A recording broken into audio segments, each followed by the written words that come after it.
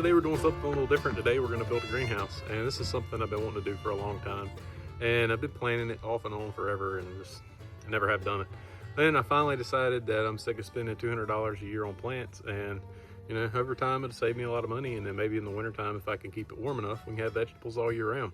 So I'm no framer, I'm no expert on greenhouses, so I'm just going to share what I do, and I hope you like it. So go ahead and subscribe, and let's get started. So where I live here, there's pretty much nowhere flat. It seems like everywhere there's flat, there's already a building, and where it is flat's my garden. So I've got this little knoll here right by the barn, and I went ahead and filled a bunch of backfill in, filled it up and packed it down, and ran water line to have water in the greenhouse and power. So that way I can keep a heater in here, have an automatic little fan to keep it cool, and hopefully everything will work out. But I went ahead, got it backfilled, put the black mat down and put rock down, and then just 12 by 8. And my idea is to make this thing where if I ever do need to move it and decide I don't like it here, I can move it later. That's why I'm not putting anything. I may put some stakes down just to hold it down, but I want to be able to make this thing where it'll move later down the road if I need to. So I decided to do a gambrel roof, so I don't have, you know, A-frame roof has, you know, tight corners on the sides. And I figured it would be kind of better for the plastic and give me a little more headspace so I can do hanging baskets or whatever, keep it up high. So I've made me a little jig that got these at cut these at 22.5 degrees, 37 inches long. And the center one I'm making where I can put a 2x4 in the whole length down. So I'm just getting these lined up, and you know, this is my first gambrel roof, gambrel, however you say it. So it's been a little bit of trial and error, that's for sure. But I'm just taking this, it's marine grade plywood that I had left over. You could use treated or whatever. But I'm just going through and getting my trusses put together and then standing them up. So, and it worked out. I thought originally it was 8 feet. And then I realized that I put the 2x6s, 2x12s on the outside. So when I cut my roof, it wasn't quite perfect. So I put this in there, and that pretty much made it just about right, close enough. And this is the first gambrel roof I've ever done. And it's not easy to figure out exactly your lengths, but 37 or 36.25 is supposed to be for 8 feet. If you make all four of these 36.25 at 22.5 degrees, that should give you 8 feet. But I did 37 because I knew it was going to be a little bit longer, and that still, it wasn't quite right. So that's why I'm having to add this, and I think it'll be better anyway, because I'm just taking plywood and cutting out little pieces where I can just lay a 2x6 in the whole way the length on the top of the rafters. So what I started doing is I took my big belt sander and just beveled everything off, got it all nice and smooth. That way, hopefully, there's nowhere to, you know, mess the plastic up. So hopefully it'll stay on and be nice and smooth and won't have anywhere to rip it. Well, we've come a little bit of a ways. It's been a slow go. The sun's going down, and I think I'm gonna call it done for today. But we've got the rafters up, and pretty much they're a little shaky, but I still got to brace a little and frame out for my door. So, but we're getting somewhere. Well, at least it's starting to look like something. But I think I should have brought the top down another foot. It's going to be a little bit high, but I wanted to do, you know, 2 racks of shelves. So, but that's a lot of area to heat. So I don't know. Hopefully it'll be able to have enough heat in there to keep it warm. Well, it's the next day and we're getting somewhere slowly. I'm working on getting my purlings in, because I'm going to put tin on the side so rocks and stuff won't just mess the plastic up. Got my door framed out, still got some more framing work to do up here. Got the back wall framed out. So we're getting somewhere. Well, we're coming along somewhere. I've just been going to town and not really filming a whole lot because it's just screwing and nailing and cutting. But I've got all my old benches made, and I've got 2 on this side, that's south, that way.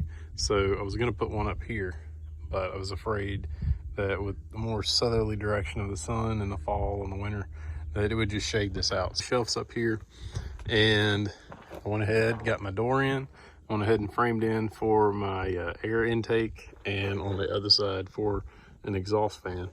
So I haven't got those yet. I've got to order those, and the plastic should be here tomorrow. So we're coming along. Now I've got my door on and went ahead and wrapped the bottom with tin. I'm not gonna wrap that side over there because that's more where the sun comes. And if I put tin on that side, I can't set anything under this. It'd be shaded. So I think I'm gonna leave it plastic on that side, but this side where I'm driving around, right here's the driveway. So we'll have rocks and mowing, and plastic wouldn't last very long on the lower parts of this. So I think that'll be a lot better. It's coming together though. We've almost got it. I've got pretty much everything done. I've just got to take the big sander and touch up some places just to make sure there's nowhere they'll tear the plastic, hopefully. And I think I'm gonna call it done for now. Still got to hook up power and everything, but I'm gonna do that at a later point maybe. And we'll be ready to go. Wife's already chomping at the bit and went and bought a bunch of seeds today. And hopefully this thing will be up and going by this weekend. Well, we just about got it done, and finally plastic came. So I went with the 6 mil off Amazon, and I couldn't make my mind up and couldn't justify spending the money on it. I don't know. The reviews were pretty good. We'll see. I figured it was worth a try for half the price.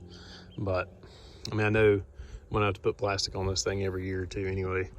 I mean, even after, from what I've heard, after 2-3 years, it starts to get so milky that the plants don't grow as well. So I'm gonna go ahead and hopefully get this up here without tearing it up. Well, it's been a few days since I last videoed, and I've been just going to town, but it's finally done. I've got all the plastic on, and you know, I learned that you need to do it when it's hot outside because it just doesn't do well. I got it really good and tight, but I did it, you know, after dark. And then once the sun came out the next day, it stretched, and now there's quite a bit of play in it. But I got all my shelves done, put down some underlayment, and now I think we're good to go. I got my fan in, and it's supposed to be automatic about 85 degrees whenever it should cut on. And then put my louver in over here where it lets the air in.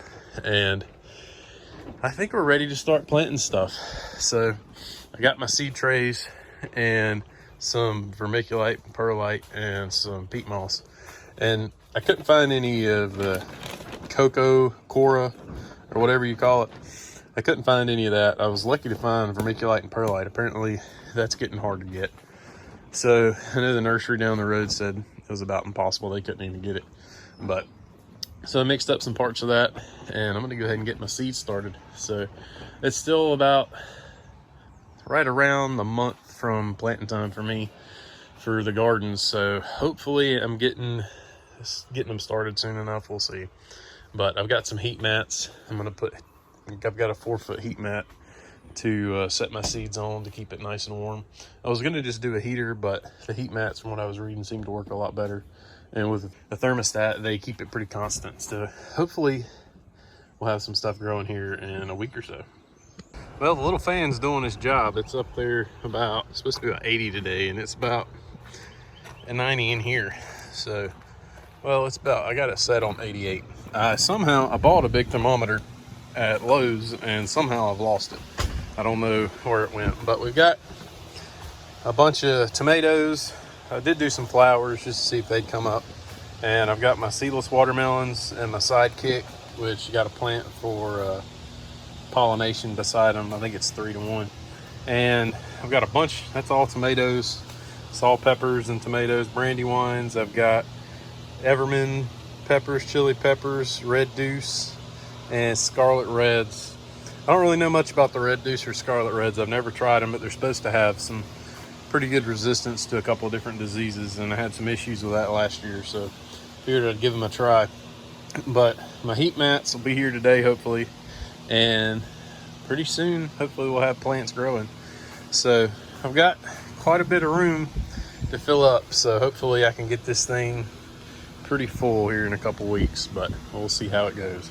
So hopefully everything works good. This seems like that fan is doing a good job. I was worried that the single fan and the single intake, I probably could have used 2 intakes, but it seems to be doing pretty good. It's definitely keeping it right around 90 in here, which I'm guessing. I don't have my thermometer, I've lost it, but That's my guess. And you know, it seems to be doing pretty good, so hopefully we are good to go. So I'm hoping pretty soon we're gonna have a bunch of plants growing, and it's about garden season, so I'm actually a little bit behind.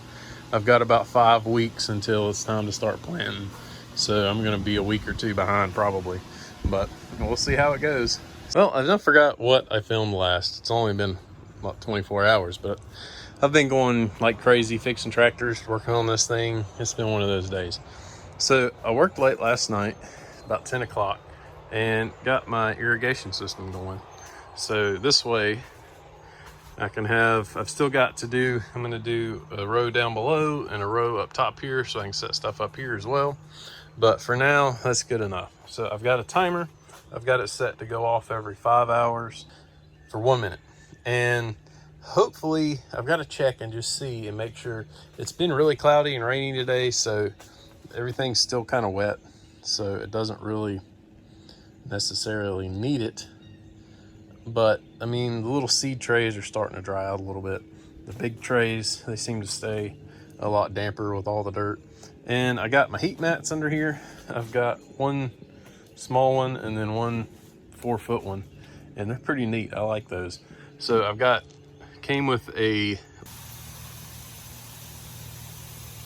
so I'm just kind of, I was a little worried it wouldn't cover everything, but they've got a big enough, wide enough band that they seem to do a pretty good job.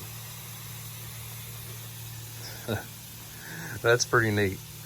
And I work out of town a lot, so this is definitely a must, because I'm not going to be able to water these twice a day. So I'm going to rely on this heavily to make sure these things stay hydrated, or else they're just all going to die. But my wife can keep an eye on them for me, but coming down here in the morning and in the afternoon, that's just not the game for me. So we'll see kind of how things work out, and I'll let you know how this thing works. So it's even got a count now. 2, 1. The only thing I don't like is that whenever they cut off, they squirt. But there's not really anything I can do. I've tried to figure out ways to change it. But just when the water pressure drops, that's what happens. But as you can see, that seems to do the trick. And I'll have to play with it a little bit once it gets really hot. I was hoping it was going to be really hot today, and I could kind of test out and see how it did if it kept it moist. But once again, the weatherman is wrong. Came with a thermostat that controls it, and I've got it plugged into the seed trays because I assume they're going to probably be more fluctuation than these. I don't know. I need to put it in there and see if it's keeping them at a constant temperature. But hopefully in another week or so, we'll have some sprouts. So I've got it set, should go off in 1 minute for exactly a minute, hopefully.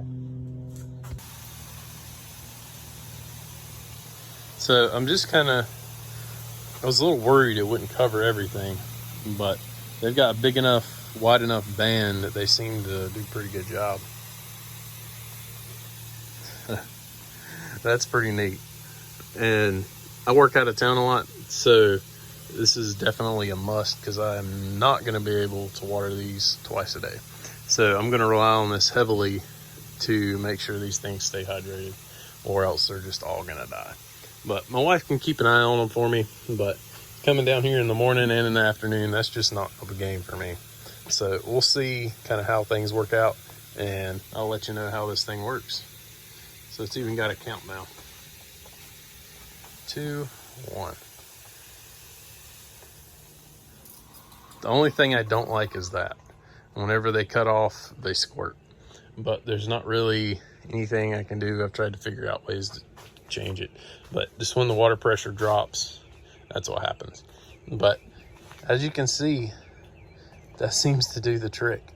And I'll have to play with it a little bit once it gets really hot. I was hoping it was going to be really hot today, and I could kind of test out and see how it did if it kept it moist. But once again, the weatherman is wrong.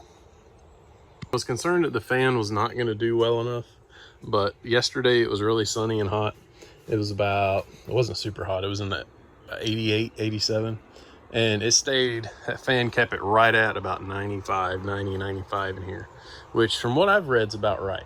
So it did a really good job. And even though I've got the heat mats, I've got a heater in here for now. I got to get an actual greenhouse heater at some point.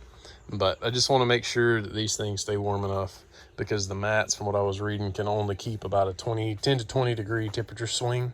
So if it got down real cold at night, it wouldn't be able to keep it up. So I've got my heater set on 70 just to keep it where it doesn't get too much of a fluctuation.